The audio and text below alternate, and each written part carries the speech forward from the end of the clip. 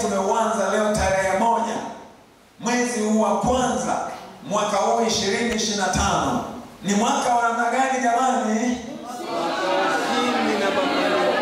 Ni mwaka wa namna gani jamani?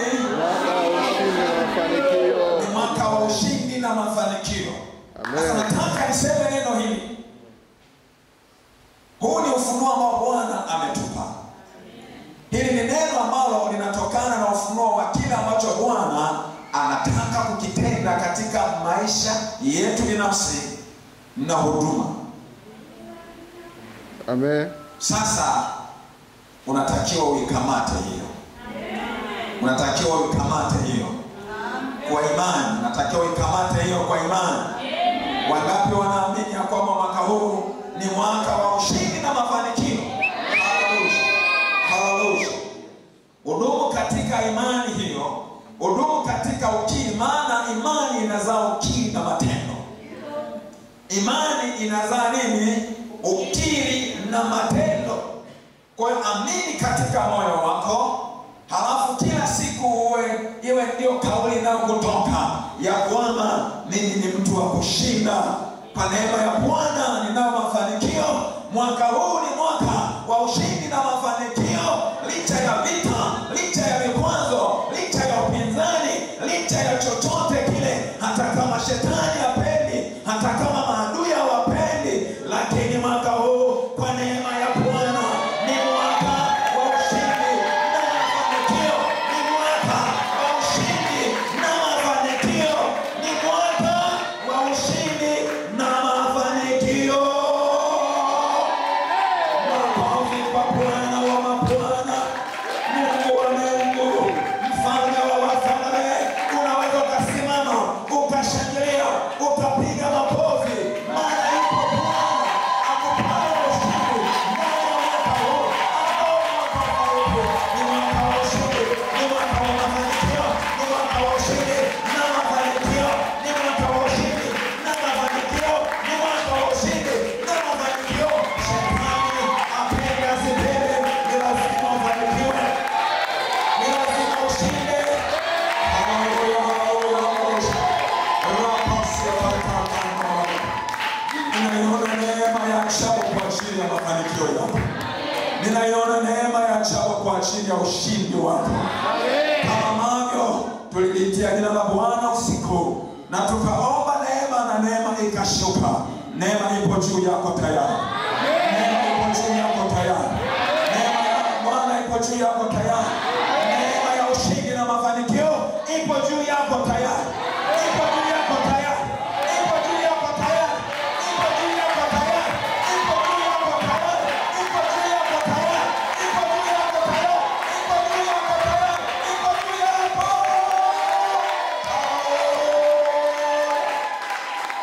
Haleluya. Haleluya. Ninamwona mtu ambaye anapomaliza mwaka huu 2025 anao ushuhuda wa ushindi. Anao ushuhuda wa mafanikio. Haleluya. Nasi bora kasangama. Maana Bwana ameachilia neema. Na mwaka huu unakwenda kuwa mwaka wa tofauti na miaka iliyotangulia. Maana Bwana imempendeza ya kwamba ndani ya mwaka huu akupe ushindi na mafanikio kwa namna na kwa viwango vya pekee kabisa. Imempendeza Bwana. Imempendeza Bwana.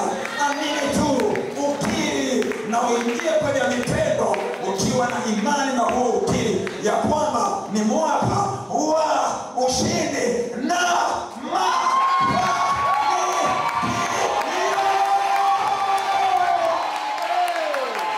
Haleluya, haleluya. Haleluya, haleluya. Haleluya, haleluya. Haleluya, haleluya. Haleluya, haleluya. Haleluya, haleluya. Amen. Asante sana, unaweza ukakaa. Tufungue vitabu vyetu, Biblia zetu. Tufungue Yoshua sura ya kwanza. Tutasoma mstari wa kwanza mpaka wa 9.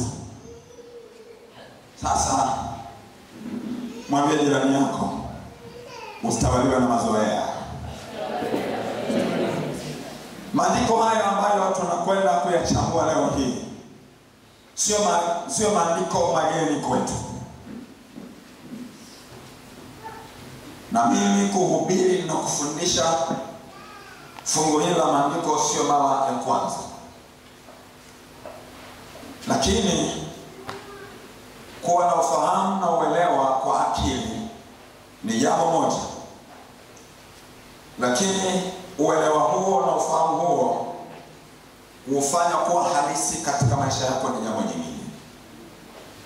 Kwa hiyo wakati mwingine Mungu anaporudia mambo ambayo ulishajifunza tayari, inawezekana kwamba pamoja na kwamba ulijifunza ukaelewa, lakini yamebakia zaidi katika hali ya nadharia kuliko uhalisia. Sasa neno hili ni neno ambalo limenijia kwa nguvu sana katika miezi ya hapa mwishoni. Na kwa sababu hizi kalenda, hizi tarehe, pamoja na kwamba tunasema tarehe 1 mwezi wa kwanza katika mwaka mwingine, lakini kuna mwendelezo fulani ambao ninauona Mungu anauendeleza katika yale ambayo alianza kuyafanya ndani ya mwaka tulioumaliza. Maneno ambayo yameandikwa katika fungu hili la maandiko yamekuwa yakinirudia sana kwa namna ya upya. Yamekuwa yakiuishwa katika ufahamu wangu na kuniumbia imani kwa namna ya tofauti. Na mimi nimeendelea kuyapokea kwa unyenyekevu mkubwa, na Roho Mtakatifu amenisaidia kuweza kuliona kusudi la Mungu katika hayo ambayo anayafanya. Amen.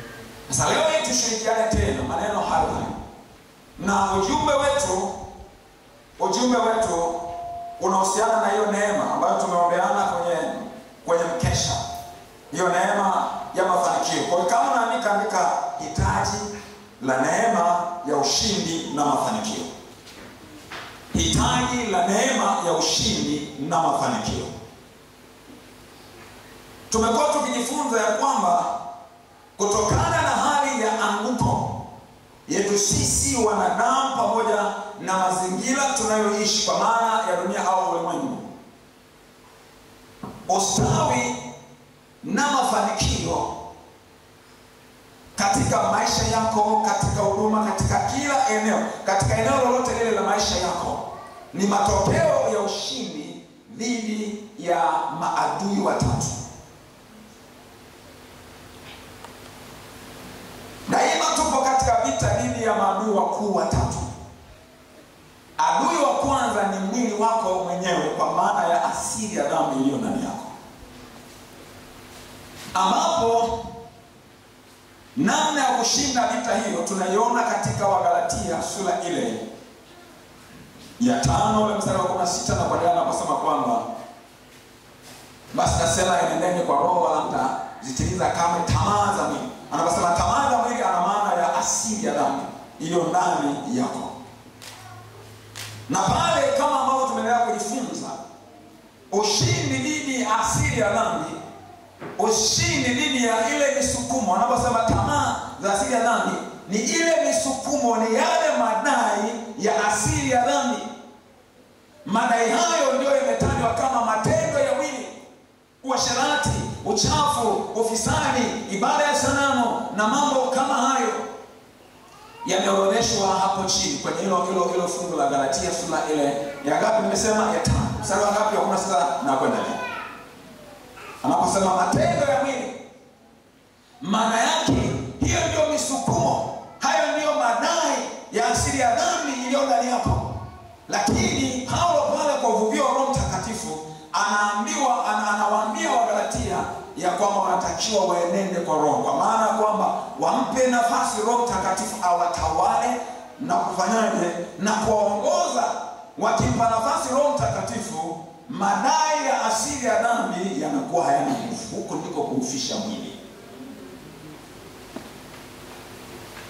Sasa ushindi dhidi ya vita hivyo, kama ambavyo tayari unaona hapo, ushindi huo hautokani na nguvu zako na akili zako na uwezo wako wa kibinadamu. Ndio maana Biblia inasema kwamba mnafanya vita hata kumwagika damu, mkifanyaje? Mkishindana na dhambi. Kwa ushindi wetu dhidi ya dhambi inahitajika neema, dhidi ya matakwa ya asili ya dhambi. Maana matakwa ya asili ya dhambi ni kinyume na mapenzi ya Mungu. Ukiyafuata hayo, Biblia inasema kwamba kama mkitaka hayo mataka kufanyaje? Kufa. Inachofuatia ni kufa. Lakini kama ukikataa kuyafuata matakwa ya asili ya dhambi, lakini ukafuata matakwa ya Roho Mtakatifu anayekuongoza, Roho Mtakatifu anakuongoza na kukutia katika kweli yote. Sasa hiyo ni vita dhidi ya asili ya dhambi au dhidi ya mwili. Lakini vita pili ni vita dhidi ya huu ulimwengu wa anguko. Ulimwengu wa roho, ulimwengu wa anguko una mambo mengi magumu ambayo kupata ustawi na mafanikio katika ulimwengu huo sio kazi nyepesi. Bwana Yesu alisema kwamba ulimwenguni mna dhiki, lakini jipeni moyo, mimi nimeushinda ulimwengu. Kwa utakutana na magonjwa, utaingia kwenye biashara, kufanikiwa kwenye biashara changamoto ni nyingi. Ukiingia kwenye kilimo kuna changamoto, kuna magonjwa, kuna nini, mara ukame, mara sijui ndio hivyo. Unakuta kwamba na kwenyewe zipo shida. Ukiingia kwenye ufugaji hivyo hivyo. Ukiingia kwenye kila mahali ni shida, ni changamoto. Unasema usome uwe qualified kupata kazi ambayo itakuwa ya heshima na mshahara mkubwa, ukiingia kazini nako na uzana changamoto. Kwa nini? Ni kwa sababu tupo kwenye dunia ya anguko, ulimwengu anguko wenye uovu mwingi, wenye mapungufu mengi. Yani the way is imperfect. Unapanga mambo, lakini mazingira unakutana nayo katika utekelezaji wa yale uliyopanga, unakutana na vikwazo, unakutana na viunzi, unakutana na mambo magumu, unakutana na matatizo ambayo ni lazima ushinde ndipo upate mafanikio. Lakini adui watatu tumeendelea kujifunza kwamba ni Shetani na majeshi yake. Katika Efeso sura ile ya 6 mstari wa 10 na kuendelea, anasema hatimaye mzidi kuwa hodari katika Bwana na katika uweza wa nguvu zake. Vaeni hizo silaha za Mungu. Kwa hiyo unavaa silaha ili uingie vitani. Na ukiwa na silaha hizo za Mungu, silaha za rohoni, unapata ushindi dhidi ya Shetani na majeshi yake. Na vita hivi vya Shetani na majeshi yake kinyume chetu ni katika maeneo yote ya maisha yetu. Inaweza kawa ni kwenye maisha yako ya rohoni. Shetani na majeshi yake watataka kukuvuruga umkosee Mungu, uiache imani, ukate tamaa, uvunjike moyo, ufanye mambo ya aibu. Shetani ndio anafanya hayo. Kimaadili atataka kukuvuruga tu. Ndio hapo sasa atazichochea tamaa za mwili. Maana tunapozungumza habari za tamaa za mwili, kuna tamaa za mwili au misukumo ya asili ya dhambi katika hali ya kawaida tu. Lakini kama hiyo haitoshi, Shetani huwa anachochea. Na ndio hapo nasikia kuna roho za uzinzi, kuna roho za wizi, roho za uwaji, roho za nini. Kwa maana kwamba zile tamaa, zile ambazo zinatambulishwa kama tamaa za mwili au misukumo au matakwa ya asili ya dhambi, zimechochewa na roho zingine ili kwamba iwe vigumu sana kustahimili. Iwe ni vigumu sana kuishinda hali hiyo. Allah. Kuna dada mmoja akaingiliwa na roho ya washirati. Akaingiliwa na roho, yani ameokoka kabisa, ni dada kabisa wa kanisa. Ana shauku ya kuolewa, lakini zaidi ya shauku ya kuolewa akaingiliwa na roho mbaya kabisa ya washirati. Safari moja akamfuata kaka. Bahati nzuri hiyo kaka alikutwa ni mgonjwa, na si inawezekana na yeye angenaswa hivi. Kwa hiyo akaenda akajichomeka. Huyo kaka alikuwa tu na kanyumba kake tu. Sasa alikuta mlango uliofungwa, kwa hiyo akaingiza moja kwa moja. Fika huko ndio hivyo, toa nguo sina nini. Mazingira ambayo alijua kwamba huyu kijana hawezi unasuka. Lakini kwa neema ya Mungu sasa, si ndio hiyo neema ya Mungu aliandaa mazingira ili kwamba huyu kijana aweze kuwa salama. Yule kijana alikuwa anaumwa, yuko huyo amelala huko ndani, ni mgonjwa. Kwa hiyo hata kwa kazi wa tamaa na kufanya chochote asingeweza. Ikawa ndio kupona kwake. Kwa hiyo dada aliposhinda hilo jaribio la kwa hiyo kaka, kana kajichomeka tu kwa mpagani mmoja hivi akaolewa kwa aibu. Sasa huyu alikuwa ameingiliwa na roho ni zaidi ya tamaa ya kawaida. Kama ni hitaji la kuolewa, ni zaidi ya hitaji kwa namna ya kawaida. Ni roho na wewe unatakiwa uangalie, yaani ujaribu kuangalia kwamba misukumo ya kufanya dhambi, misukumo ya kufanya mambo yale kinyume na mapenzi ya Mungu ni ya kawaida tu ya kibinadamu, ni msukumo tu wa asili ya dhambi ulionayo, au inawezekana zipo roho ambazo zimetumwa kuchochea zaidi ili ishindikane kushinda. Lakini ipo neema ya Mungu kwa ajili ya ushindi. Haleluya. Neema ya Mungu kwa ajili ya ushindi dhidi ya asili ya dhambi, ushindi dhidi ya dunia hii ya anguko, na ushindi dhidi ya shetani na majeshi yake. Haleluya, haleluya, haleluya, haleluya. Haleluya, haleluya. Sasa tunapozungumza habari za hitaji la neema ya ushindi na mafanikio, ni kwa sababu katika mazingira hayo ambayo nimekwisha kuyasema, hauwezi ukashinda, nimesema, kwa nguvu zako mwenyewe, kwa uwezo wako mwenyewe, kwa akili zako mwenyewe, kwa mbinu zako mwenyewe, kwa mikakati yako mwenyewe. Unauhitaji msaada wa Mungu. Msaada wa Mungu ndio hiyo neema. Neema kwa maana ya uwezesho maalum, kwa maana ya uwezesho maalum wa kiungu, ili uweze kuwa mshindi na mwenye mafanikio. Neema hii inahitajika kwa ajili ya maisha yako ya roho. Neema hii inahitajika kwa ajili ya hali yako ya kiakili. Neema hii inahitajika kwa ajili ya kuitunza ndoa yako na familia yako. Neema hii inahitajika kwa ajili ya wewe kufanikiwa kwenye biashara, kufanikiwa kwenye kilimo, kufanikiwa mahali pa kazi, kufanikiwa kwenye masomo yako, kufanikiwa katika kila eneo la maisha yako. Lakini kwa sisi wahudumu tunahitaji neema ya Bwana ili tufanikiwe katika utumishi wetu, ili kwamba tuwe wenye mafanikio, tuyatekeleze yote ambayo Bwana amekusudia kwamba tuyatekeleze. Inahitajika neema. Inahitajika neema. Ni kwa neema tu ya Mungu tunaweza kuwa wenye ustawi na mafanikio. Ni kwa neema tu ya Mungu. Wewe ambaye unatambua ya kwamba hauwezi bila neema ya Mungu, unahitaji sana neema ya Mungu. Punga mkono wako namna hii. Unahitaji neema ya Mungu, unahitaji neema ya Mungu ili uweze kuwa mshindi na mwenye mafanikio katika maeneo mbalimbali ya maisha yako. Neema ya Mungu inahitajika. Sasa nataka kujifunza haya kupitia fungu la maandiko. Ukisoma kuanzia mstari wa kwanza, utaona vile ambavyo imeandikwa pale ya kwamba ni baada ya Musa kufa.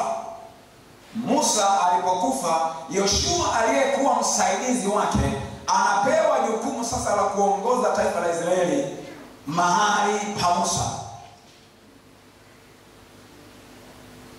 Hasa kazi aliyokuwa nayo haikuwa nyepesi, maana watu hawa wamesafiri jangwani kwa muda wa miaka 40.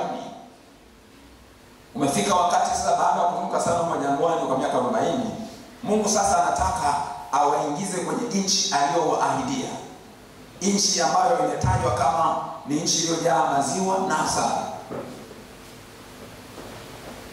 Sasa nchi hiyo haikuwa tupu, ilikuwa ni nchi inayokaliwa na watu. Miji ilijengwa na miji mingine ina maboma kama Yeriko. Naona? Na kuna ulinzi mkali. Haya ni mataifa yenye majeshi na yana taarifa za hawa wana wa Israeli vile ambavyo wametoka Misri na kwa muda wa miaka 40 waliosafiri huko. Yaani habari zao zinajulikana. Na utisho umewakalia. Mataifa haya wanaogopa, na kwa sababu ya hofu hii wanajipanga sasa, wanajitutumua, wanajikakamua kukabiliana na wana wa Israeli ili wasipoteze mali zao, ili wasipoteze watu wao, ili wasipoteze majeshi yao, ili wasipoteze mali zao, utajiri walio nao, wasipoteze uhuru wao. Kwa kazi aliyopewa Yoshua haikuwa rahisi kabisa. Sasa hebu tusome mistari hiyo, tuone yale ambayo Yoshua anaambiwa na Mungu. Biblia inasema hivi, ikawa baada ya kufa kwake Musa mtumishi wa Bwana, Bwana akamwambia Yoshua mwana wa Nuni mtumishi wa Musa akasema, Musa mtumishi wangu amekufa. Haya basi, ondoka, vuka mto huu wa Yordani, wewe na watu hawa wote, mkaende hata nchi ni wapayo wana wa Israeli. Kila mahali zitapokanyaga nyayo za miguu yenu nimewapa ninyi, kama nilivyomwapia Musa, tangu jangwa hili na mlima huu Lebanoni mpaka mto ule mkubwa, mto wa Frati, nchi yote ya Wahiti, tena mpaka bahari ile kubwa upande wa machweo ya jua. Hapa ndipo patakapokuwa mpaka wenu. Patakuwa na nini? Mpaka wenu. Hapatakuwa, mstari wa 5 na kuendelea, hapatakuwa yeyote atakayeweza kusimama mbele yako siku zote za maisha yako. Kama nilivyokuwa pamoja na Musa, ndivyo nitakapokuwa pamoja na wewe. Sitakupungukia wala sitakuacha. Uwe hodari na moyo wa ushujaa, maana ni wewe utakaye warithisha watu hawa nchi hii niliyowapia baba zao ya kwamba nitawapa. Uwe hodari tu na ushujaa mwingi, uangalie kutenda sawasawa na sheria yote aliyokuamuru Musa mtumishi wangu. Usiache kwenda mkono wa kuume au wa kushoto, upate kufanikiwa sana kila uendako. Kitabu hiki cha Torati kisiondoke kinywani mwako, bali yatafakari maneno yake mchana na usiku, upate kuangalia kutenda sawasawa na maneno yote yaliyoandikwa humo, maana ndipo utakapoifanikisha njia yako, kisha ndipo utakapositawi sana. Je, si mimi niliyekuamuru? Uwe hodari na moyo wa ushujaa, usiogope wala usifadhaike, kwa kuwa Bwana Mungu wako yu pamoja nawe kila uendako. Kwa kuwa Bwana Mungu yu pamoja nawe kila uendako, kila uendako. Nimeshasema kazi aliyopewa Yoshua haikuwa nyepesi. Haikuwa nyepesi. Na ndio maana kuna msisitizo mkubwa sana kwamba anatakiwa kuwa hodari na moyo wa ushujaa. Sasa kuna mambo matano hapo ambayo katika kusoma na kutafakari fungu hili nimeyagundua kwamba haya ni mambo muhimu sana ambayo unatakiwa kuyazingatia ili neema ya ushindi na mafanikio iweze kuwa halisi katika maisha yako. Ili kwa neema ya ushindi na mafanikio iweze kuachiliwa na kutenda kazi kwa ufanisi katika maisha yako. Jambo la kwanza ni kukanyaga ndani ya mipaka uliopewa.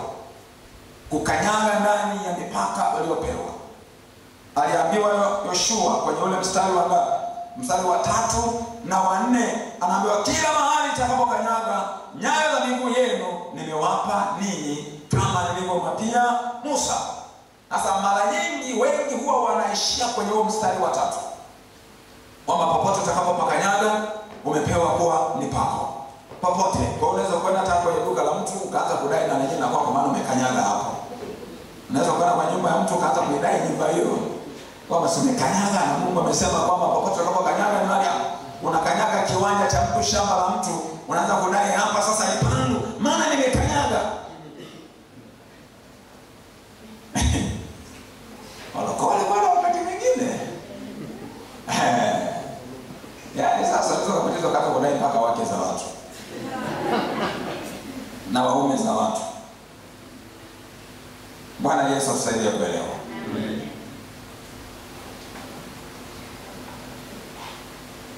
Ukisoma mstari wa 4 unaona mipaka ambayo Yoshua aliambiwa yani akanyage ndani ya hiyo mipaka. Kwa sio kila mahali, kwa maana ya kila mahali ni kila mahali atakapokanyaga ndani ya mipaka aliyopewa. Ndani ya mipaka aliyopewa. Ule mstari wa 4 unasemaje? Tangu jangwa hili na mlima huu Lebanoni mpaka mto ule mkubwa, mto wa Frati, nchi yote ya Wahiti, tena mpaka bahari ile kubwa upande wa machweo ya jua. Hapo ndipo patakapokuwa mpaka wenu. Hapo ndipo patakapokuwa mpaka wenu. Kanyaga ndani ya mipaka. Sasa Yoshua aliambiwa kanyaga ndani ya mipaka ya kijiografia, nchi kama nchi. Lakini kwako wewe, mipaka au maeneo utakayotakiwa kuyakanyaga yanaweza yakawa sio maeneo ya kijiografia au ya ardhi. Lakini kwa tafsiri nyepesi ni yale yaliyokusudiwa na Mungu kwa ajili yako. Amen. Kwa lugha nyepesi hapo unatakiwa kuyaelewa makusudi ya Mungu kwa ajili yako wewe. Mungu amekukusudia nini? Mungu anaachilia neema ya ushindi na mafanikio katika maeneo ambayo amekukusudia, sio nje ya makusudi ya Mungu kwenye maisha yako.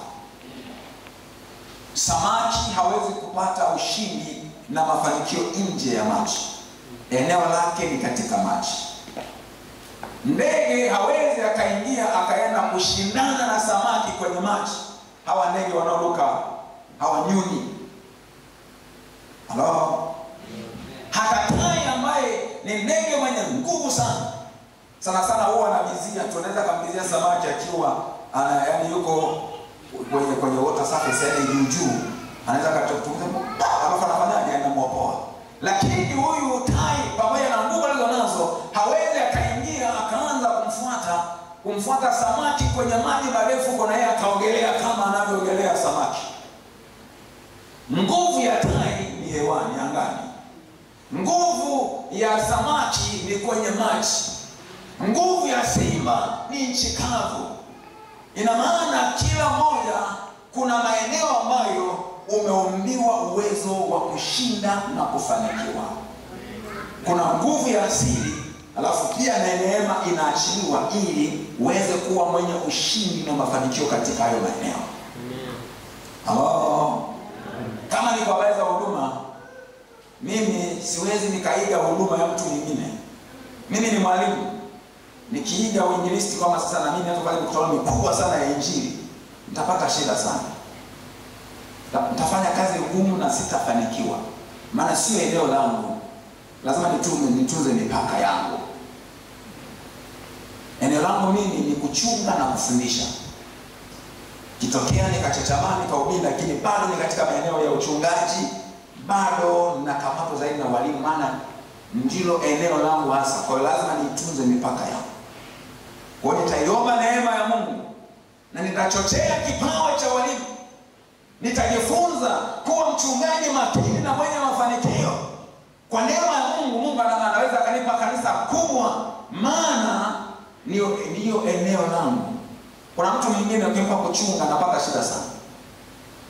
Anapata shida sana kwa sababu pengine ni mwinjilisti lakini amelazimika kuwa na kanisa. Halo?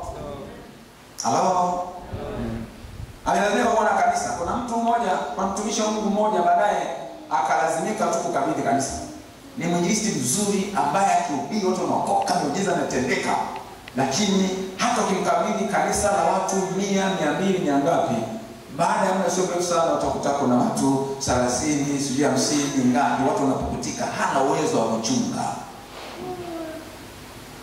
Ila mwingine anaweza kamudu yote, akachunga na akahubiri. Anaweza kawa mwinjilisti na anaweza kawa pia ni mwalimu na ni mchungaji pia.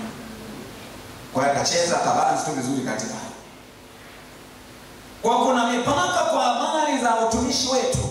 Hautafanikiwa katika chochote hata kama unakipenda. Umependa na wafanya fulani na unataka wafanye vile vile, lakini kama sio eneo ambalo Mungu amekusudia hautafanikiwa. Kuna watumishi wa Mungu wakubwa sana ambao walifanikiwa sana kwenye huduma zao, lakini hawakuwa katika miujiza. Hakuna rekodi ya miujiza mikubwa katika huduma zao, lakini walikuwa ni wahubiri au walimu wenye mvuto na wenye ushawishi mkubwa, na wakasababisha matokeo makubwa sana katika huduma zao, lakini hakuna rekodi ya miujiza kwamba ilitendeka sana kwenye huduma zao. Ni kuna wengine ambao Bwana aliweka au ameweka karama ya matendo ya miujiza na mafanikio katika huduma zao, ni kwa sababu ya karama hiyo ya matendo ya miujiza. Watu wanakimbia toka huko na kule ili kwamba wapate huduma yake, na kwa njia hiyo anapata mafanikio makubwa sana. Tunaweza tukasema mengi kuhusiana na masuala ya huduma, lakini bila shaka umekwisha kuelewa kwamba mafanikio yapo, neema kwa ajili ya ushindi na mafanikio yako inaachiliwa katika eneo ambalo Mungu amelikusudia. Kwa maana kwamba Mungu amekukusudia nini kwenye maisha yako. Kwa hiyo siku zote lazima niulize, kama bado hauna uhakika, basi unatakiwa mapema sana, kabla hatujaendelea sana katika mwaka mpya, uweze kuwa na uhakika kwamba wewe umeitiwa nini, wewe umekusudiwa nini, makusudi ya Mungu kwenye maisha yako ni yepi. Utakapopanga mipango na mikakati, mipango ile lazima iendane na makusudi ya Mungu katika maisha yako. Hata kwenye maisha ya uchumi, sio kila mmoja amekusudiwa afanikiwe kwa kuwa mfanyabiashara. Na tuko pamoja? Na hata wafanyabiashara, sio kila mfanyabiashara anaweza kufanya kila biashara. Kwa mwingine hautakuwa mfanyabiashara, ukilazimisha hauwezi kufanikiwa. Lakini hata kama wewe una kipaji cha biashara, hautafanya kila biashara. Kuna biashara zitakukataa, hata ufanyeje unakuta unakwama, inashindikana. Lakini kuna biashara fulani ukiifanya, hiyo ndio unapata mafanikio. Kwa hiyo hatujaumbiwa kuweza kila kitu. Hatujaumbiwa kuweza kila kitu. Hatujakusudiwa kuwa wenye mafanikio kwa kila kitu. Lakini ni kwa mipaka maalum, ni kwa yale ambayo Mungu ameyakusudia. Lazima uelewe kusudi wake. Hiyo ni kwenye maisha ya kawaida, maisha ya uchumi, lakini hata kwenye huduma hivyo hivyo.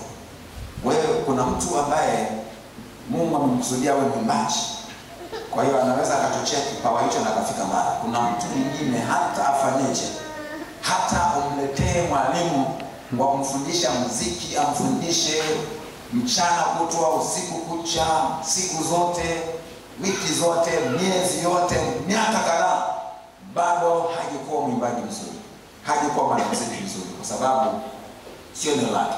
Kwa hiyo unaweza kuwekeza nguvu kwenye eneo ambalo sio la kwako.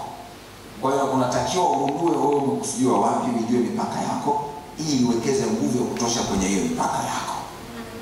Utakanyaga ndani ya mipaka na utafanikiwa.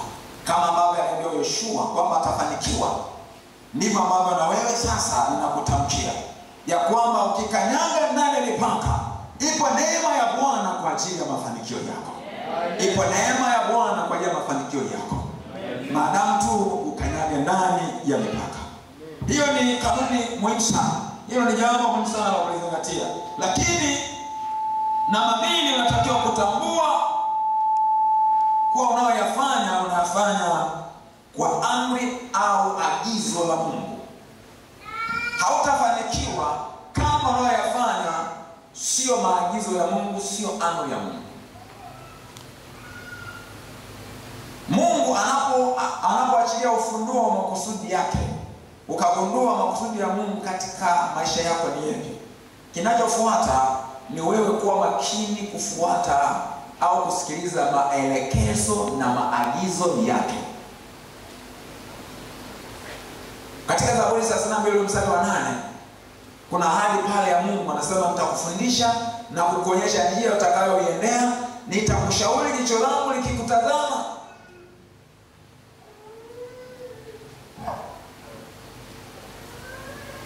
Mungu aliposema na mimi kwamba natakiwa kuwa mchungaji, ilikuwa haitoshi kugundua kwamba eneo langu ni utumishi wa kichungaji. Ilikuwa haitoshi, ilikuwa inataka sasa baada ya hapo niwe karibu naye kupata maelekezo na maagizo yake. ili ya kwamba nifanye sawa sawa na vile anavyonielekeza, vile anavyoniagiza. Kwenye eneo ambalo Mungu amekukusudia wewe katika maisha yako, elewa kwamba yapo maelekezo. Yapo maelekezo. Yapo maelekezo. Kwa hiyo yule mstari wa 9, kwenye ule mstari wa 9, kimsingi hizi pointi nazo kuuletea wala si kwamba zinazingatia mtiririko wa vile yalivyoandikwa. Tuko pamoja. Kwa hiyo mstari wa 9 sema, je, si mimi niliyekuamuru uwe hodari na moyo shujaa? Ina maana uhodari na ushujaa unajengwa na utambuzi wako kwamba Mungu ndiye aliyekuamuru. Mungu ndiye ambaye amekupa hayo maelekezo. Mungu ndiye aliyekupa hayo maagizo. Ukisoma Mathayo sura ya 28, yule mstari wa 20, ni yule mstari wa 19 kama sosei, anasema ile ni agizo kuu. Ni agizo kuu ya kwamba tunatakiwa kuenenda kuwafanya mataifa yote kuwa wanafunzi wa Yesu. That is the Great Commission. Agizo kuu. Sasa kwa sababu ni yeye aliyetoa hilo agizo, ametoa pia na ahadi ya kwamba atakuwa pamoja na huyo aliyemwagiza. Sasa siku zote wakati wa kutekeleza lile agizo, kuna maelekezo yanatolewa. Maelekezo ya kazi siku zote yanatolewa. Paulo, tunaposoma ile Matendo ya Mitume sura ya 16 ile mstari ya kwanza, tunaona vile ambavyo walikuwa wanataka kuhubiri mahali fulani hivi, roho Mungu anawakataza. Wataka kuhubiri hapa, roho Mungu anawakataza. Baadaye ndio Paulo akatokewa kwenye maono, akaona mtu wa Makedonia anamkaribisha kwamba njoo huku tusaidie. Baada ya hapo Paulo ndio akatambua kwamba Mungu anamtaka akahubiri injili huko Makedonia. Maelekezo ya kazi. Maelekezo ya kazi. Hilo ni jambo la Mungu sana. Ni jambo la ngapi hilo? La pili unalotakiwa kuzingatia. Kwa hiyo hata kwenye maisha yako ya kawaida, maisha yako ya ndoa, maisha yako ya familia, maisha ya kazi ya ajira ulionayo, maisha ya biashara, chochote unachofanya, haya maisha tu ya kawaida haya, usiende peke yako bila maelekezo ya Mungu. Wakati mwingine tunadhani kwamba Mungu hajihusishi na haya mambo mengine ya kawaida. Unadhani anayetakiwa kumwomba sana Mungu siku zote amwelekeze ni mchungaji, ni mwinjilisti, ni mtume, ni nabii, ni hao wanaoitwa watumishi wa Mungu katika kufanya huduma. Na tuseme hivi, kama ambavyo mchungaji nahitaji nipate maelekezo ya kufanya huduma yangu ya kichungaji, hata kufundisha na kuhubiri ninarudi kwa Mungu na muomba sana. Maana yale ambayo Mungu amenifundisha au niliyojifunza katika miaka yote ya wokovu wangu ni mengi. Ninaweza nikafundisha chochote kile, naweza nikahubiri chochote kile. Lakini ni kwa nini inatokea kwamba nifundishe kitu hiki au nihubiri ujumbe huu? Na kwa nimerudi kwa nani? Kwa Mungu, kumuuliza Mungu, unataka kusema nini na watu wako? Kuna yale ambayo Mungu ananifundisha mwenyewe kwenye muda wangu binafsi na Mungu. Mengine yanageuka kuwa ni kwa ajili ya wengine pia. Yaani kuna mengine yanabakia kuwa ni ya kwangu tu mpaka labda wakati utakaoamuliwa hapo baadaye. Sasa kama unaamini mchungaji au mtumishi wa Mungu anatakiwa kuwa karibu sana na Mungu ili ya kwamba Mungu aweze kusema naye na kumwelekeza, kwa nini hauamini ya kwamba wewe katika biashara yako kwa viwango hivyo hivyo unahitaji mwongozo na maelekezo ya Mungu? Katika leo Bakari tunajifunza mengi sana. Hata walipokuwa wanaenda vitani wana wa Israeli, wale viongozi makini walikuwa hawapeleki watu tu vitani hivi. Walikuwa wanamuuliza kwanza Mungu, tuwapandie hao maadui? Utawatia mikononi mwetu? Tufanye kwa namna gani? Kwa zipo nyakati ambazo tunaona Mungu aliwatia moyo, nendeni mtakuwa pamoja nami. Tufanye kwa namna gani? Akatoa na maelekezo, fanyeni hivi, fanyeni vile, mtashinda. Walipofuata ile maelekezo ndipo walipopata ushindi dhidi ya hao maadui. Kuanzia sasa jenga tabia ya kumweka Mungu karibu kwenye shughuli zako za kawaida. Kama sio kuepusha, utapunguza hasara nyingi unazozipata. Ipo michakato ya mafanikio ambayo Mungu atataka tuipitie, hiyo ya trial and error. Haina maana ukiwa karibu sana na Mungu wakati wote Mungu atatoa ufunuo uliokamilika. Hapana. Lakini angalau unapata direction ambayo hata yale ambayo pengine utayafanya kama kwa kujaribisha, bado yapo kwenye mwelekeo fulani ambao umelenga kwamba mbele uweze kupata mafanikio. Hello?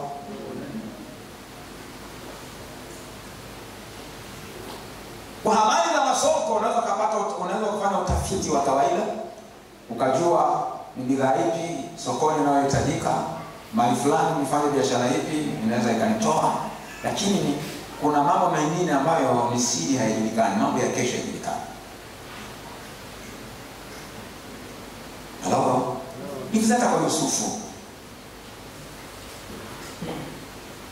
Farao aliota ndoto kuhusiana na ukame wa miaka mingapi? 7. Njaa, shida ya miaka 7. Alafu baada ya hapo njaa ya miaka mingapi? 7. Yusufu akatafsiri ile ndoto, alafu akapewa kazi ya kusimamia. Unaonaje kama ingekuwa ndio wewe umepata ufunuo wa Mungu? Kuna bwana mmoja huwa ananisimulia mke wangu nyumbani kwao huko, kwa mama fulani huko na njaa. Kuna mtu fulani alitajika sana kwa sababu alikuwa amelima miogo mingi, alikuwa kama ameitelekeza tu hivi. Miogo mingi sana. Sasa imekuja hali ni mbaya, watu hawajavuna, ni njaa kweli kweli. Yule mzee alitajirika sana. Maana unaenda kwake hauna hela, anakulimisha, anakupa kazi. Yaani una njaa, umegofika, maana hauna msosi wa kutosha, lakini kwa sababu unahangaika upate angalau chochote cha kupeleka kwenye familia, unafanya kazi kwake na hakuna mjadala. Anaamua tu yeye mwenyewe, maana na hana ushindani. Sio hizi bidhaa kwa mtu akanunua kwa huyu, ukiona huyu anakuzingua ununua kwa huyu. Yaani ilikuwa watu wanatoka vijiji na vijiji, kwa mzee fulani mihogo inapatikana. Maana una hela lakini chakula cha kununua hakipo. Mwingine hana hela, akienda inabidi afanyishwe kazi. Anauza kwa bei anayoitaka, anawafanyisha kazi bila huruma watu. Wamfanyie kazi ndipo awape mihogo. Sasa huyu mzee isije kama labda kuna miroho iliyomfungulia kwamba lima sana mihogo, maana njaa inakuja. Labda ilikuwa na mapepo ya uaguzi, mapepo ya utambuzi. Unajua kuna mapepo ya utambuzi? Tumeelewa? Sasa anyway, ilikuwa ni maana si kwamba alikuwa ni mcha Mungu, alikuwa tu ni mtu gani tu wa kawaida. Unadhani roho Mungu hawezi kukufunulia kwamba fanya kitu hiki kitalipa baadaye? Hawezi kukufunulia?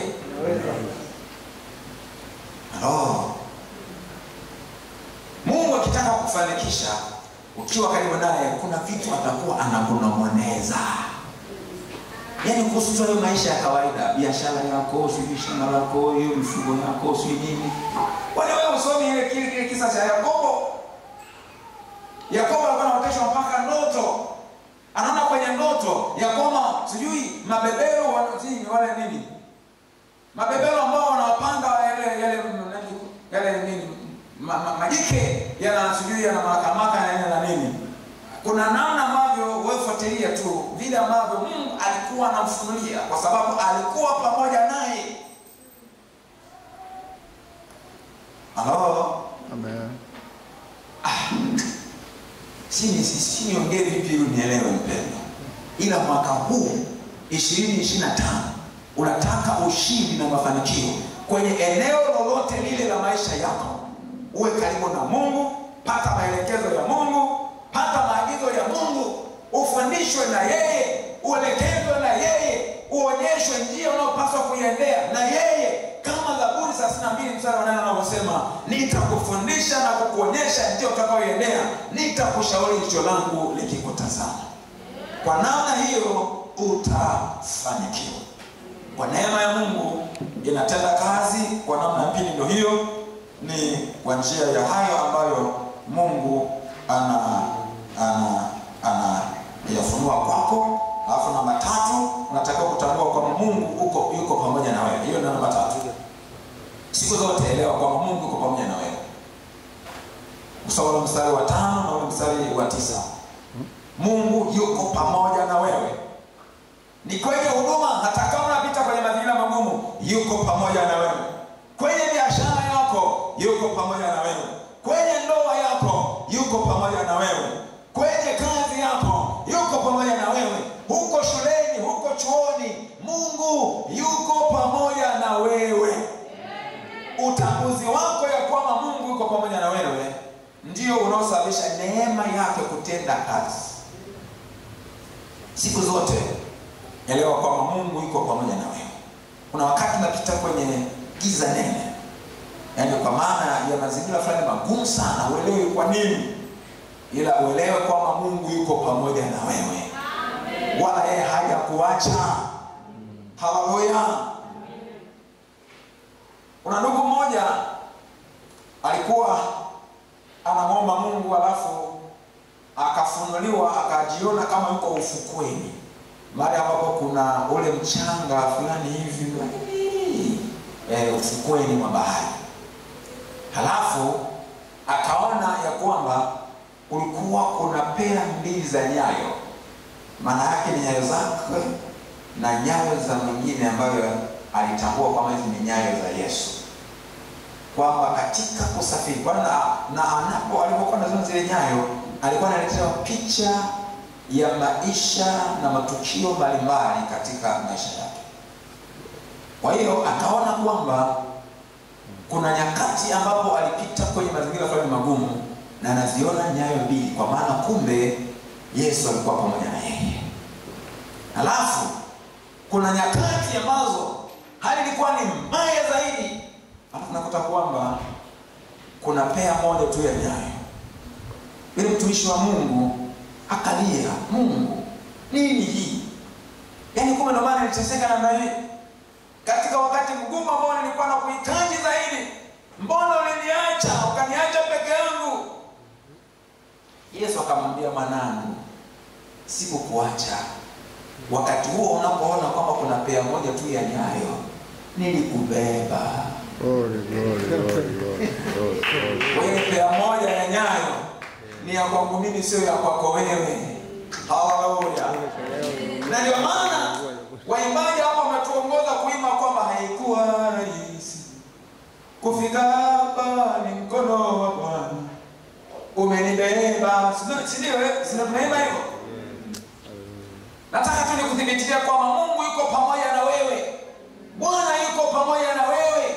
Hakuachi katika utumishi wako, hakuachi katika mapito yako, hakuachi katika nyakati za hatari. Yuko pamoja na wewe hata nyakati hizo ambazo unaona ni nyakati ngumu, ambazo ni uchungu na wala sio utamu. Nyakati hizo nazo Yesu yuko pamoja na wewe.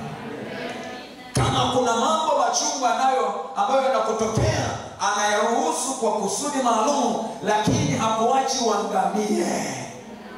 Hakuachi uangamie. Maana yeye ana mpango na maisha yako. Ana mpango na maisha yako. Ana mpango na maisha yako. Maana wewe unapoishi kusudi lake, yeye anataka kusudi lake katika maisha yako liweze kutimia, na yupo tayari kukusaidia. Yupo tayari kuiachia neema yake kwako. Bwana Yesu tusaidie kuelewa haya. Amen. Namba 4 ni kutekeleza maagizo na maelekezo ya Mungu kwa uaminifu na umakini mkubwa. Nataka neema ya Mungu itende kazi katika maisha yako kwa ufanisi. Neema ya ushindi na mafanikio. Unatakiwa kutekeleza maagizo na maelekezo ya Mungu kwa uaminifu na umakini mkubwa. Hebu fikiri Musa, Nuhu sio Musa. Fikiri Nuhu kama angekiuka maelekezo ya Mungu kwa habari za ujenzi wa safina. Maana Mungu alikuwa amempa maelekezo kamili, vipimo vya ile safina viweje, nini kifanyike. Nuhu hakufanya atakavyo yeye, alifanya alivyotaka Mungu, alifanya alivyoelekezwa na Mungu. Kama angekiuka akabadilisha vipimo, akabadilisha structure, inawezekana mvua ingetokea, mafuriko yale yalipotokea, pengine ile safina ingeweza kuzama, au isingeweza kustahimili zile pengine upepo, sio dhoruba, sio nini. Lakini kwa sababu Nuhu alikuwa mwaminifu na makini kutenda yote aliyoelekezwa na Mungu, ile safina iliokoa maisha ya watu. Siku zote fuata maelekezo ya Mungu. Kuna maelekezo ya Mungu katika kila eneo la maisha yako. Unachotakiwa ni kuwa makini tu. Na kama ambavyo nimeshatangulia kusema, maelekezo hayo sio tu kwenye mambo haya ya huduma, ni pamoja na kwenye hayo maisha yako ya kawaida. Yako maelekezo ya Mungu ambayo yako wazi tu kwenye neno la Mungu, lakini mengine ni ufunuo maalum kwa ajili yako. Hutasoma moja kwa moja kwenye Biblia, ila wewe binafsi utaelekezwa hiki ufanye vile, hiki kiwe vile, na wakati mwingine hata nyakati, wakati ufanye hiki, wakati ufanye kile. Bwana Yesu atusaidie. Na namba 5 ni kuwa hodari na moyo wa ushujaa. Kwenye namba 4 utasoma mstari wa 7 na wa 8. Sawa? Namba 3. Narudi nyuma hapo, namba 3 soma, andika ule mstari wa 5 na wa 9. Namba 3. Namba 2 nadhani nilikuwa nimeshataja, ni ule mstari wa 9. Sawa sawa? Sasa kwenye hii pointi ya 5, kuwa hodari na moyo wa ushujaa, ni mstari wa 6, mstari wa 7 na mstari wa 9. Mstari wa 6, mstari wa 7 na mstari wa 9. Nadhani sina haja kukaa sana kwenye hii pointi, kwa sababu hii pointi nimeirudia sana. Nimerudia sana vile ambavyo napaswa kuwa hodari na moyo wa ushujaa. Kwenye NIV anasema be courageous. Naona be strong and courageous. Strong maana yake uwe thabiti, uwe imara. Kuwa courageous maana yake uwe jasiri. Kwa kinachozungumziwa hapo ni uthabiti na ujasiri. Hasa uthabiti huu na ujasiri huu, kwa maana ya uhodari na ushujaa, ni matokeo ya wewe kutekeleza hayo mambo manne yaliyotangulia. Ukijua ya kwamba hii ndio mipaka uliyopewa na umeamaliwa ukanyage ndani ya mipaka, hilo linakupa ujasiri kwamba nipo ndani ya mipaka yangu. Na ngoja Bwana, niko kwenye mipaka yangu. Mimi niko kwenye mipaka yangu ya kihuduma. Nachochea huduma ya ualimu, na ndio maana naandika na vitabu. Nachochea huduma ya ualimu, nipo ndani ya mipaka yangu. Hata kama pengine naweza nisione matokeo makubwa ninayoyatamani mapema, lakini najua matokeo yanakuja tu. Nitavumilia hapo, nitamgoja Bwana, nitaenda kukazana, matokeo ni lazima tu yaonekane. Maana ninakanyaga ndani ya nini?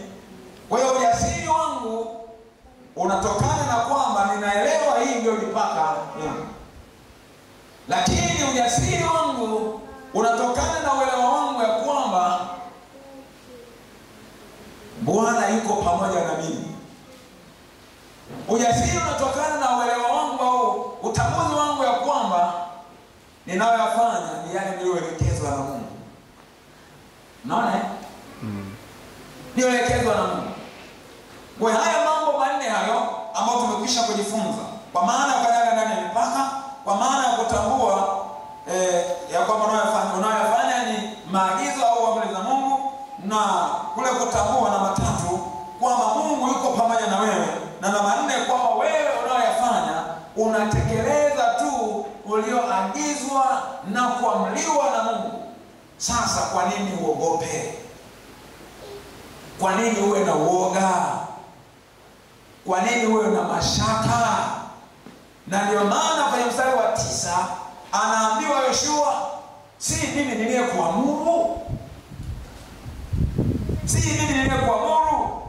Uwe hodari na moyo wa ushujaa, usiogope, usifadhaike.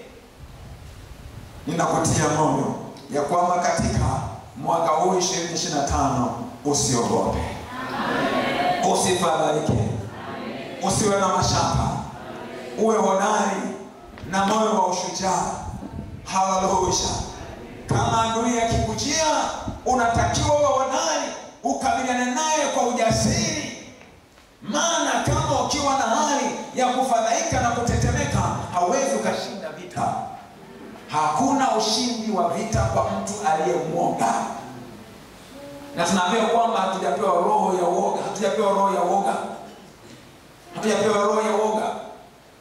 Nataka niseme hivi, Mungu ana nafasi yake, lakini sisi tuna nafasi yetu, na katika kutekeleza yale ambayo ni wajibu wetu kutekeleza ili tupate ushindi na mafanikio, tunatakiwa kuwa na ushujaa, tunatakiwa kuwa na uhodari.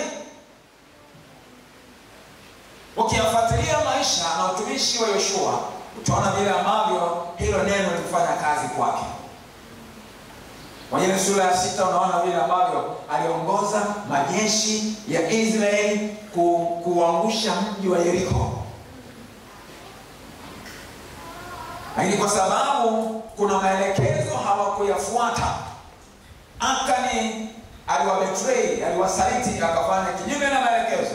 Tunaona vile ambavyo kwenye sura ya 7 vile ambavyo Ai, ambao ni mji mdogo zaidi na dhaifu kuliko Yeriko, vile ambavyo walishindwa kupiga Ai, walipigwa sana mpaka walipotubu wakatengeneza sawa sawa Mungu alivyoelekeza. Na maelekezo mengine jamani yanakuwa sio mepesi, mambo maelekezo magumu.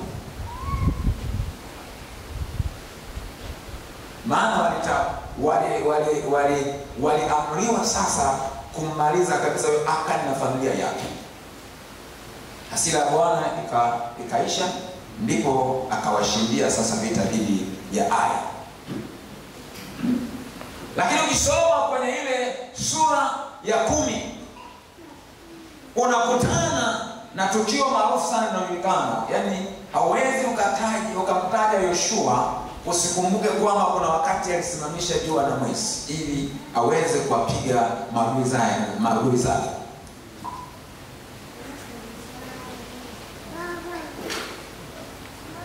Ina maana neema ya Mungu kwa ajili ya ushindi na mafanikio yako itakuwezesha kukabiliana hata na asili.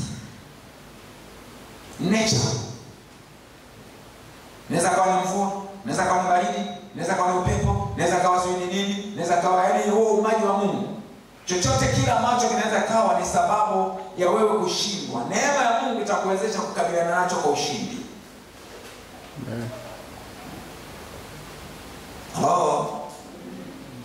Na ndio maana zipo nyakati ambazo unaweza kaomba mvua ya uharibifu isinyeshe na Mungu akakusikia. Na sio tu kuomba, wakati mwingine utaongozwa na Roho kutamka. Sio kuomba tu, utatamka. Utanyamazisha mvua, itanyamaza. Unaweza kunyamazisha upepo na upepo ukatulia. Yoshua alisimamisha jua na mwezi mpaka amalize kazi ya kupambana na adui zake na kupata ushindi. Na ilikuwa kama alivyotamka. Soma mwenyewe kwa wakati wako, bali hivyo. Hakuna chochote ambacho kinaweza kikasimama kinyume na wewe kikafaulu, Bwana akiwa pamoja na wewe.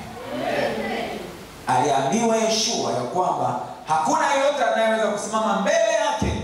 Hakuna. Na wewe nakutamkia katika mwaka huu 2025 na miaka yote ijayo, hakuna ambaye atasimama kinyume na wewe kafanikiwa. Hakuna chochote ambacho kitasimama kinyume na wewe kitafanikiwa. Wachawi hawawezi wakasimama kinyume na wewe wakakupinga wakafanikiwa. Neno la Mungu liko wazi ya kwamba adui atakutokea kwa njia moja, atakimbia kwa njia 7. Ndivyo alivyoambiwa wana wa Israeli, na neno hilo ni kwa ajili yako leo. Amen. nasema haitafanikiwa. Kila ila na njama kinyume chako haitafanikiwa. Haitafanikiwa. Nasema tena haitafanikiwa. Maana Bwana yuko pamoja na wewe, na yeye anachia neema yake ili wewe uweze kulitekeleza kusudi lake katika maisha yako. Haleluya, haleluya, haleluya. Haleluya, haleluya, haleluya. Ushindi ni lazima.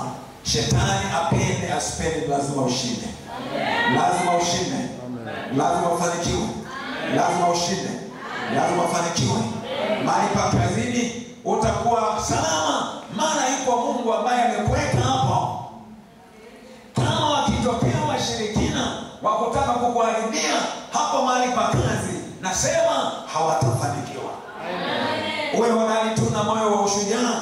Usiogope, maana Bwana yuko pamoja na wewe. Mahali pa kazi yuko pamoja na wewe. Kwenye biashara yuko pamoja na wewe.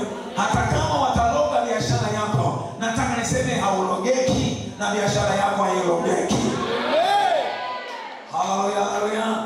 Wakitaka kuloga shamba lako, nasema shamba lako halilogeki kamwe.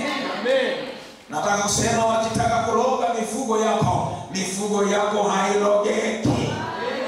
Hailogeki. Kuna mwanamke mmoja akawa na tushirikisha ushuhuda wa matendo makuu ya Mungu. Unajua wakati mwingine tunashindwa kusimama imara kutetea vitu vyetu vya mwili, biashara yako, mali zako na nini, kwa sababu hauchukui uzito kivile.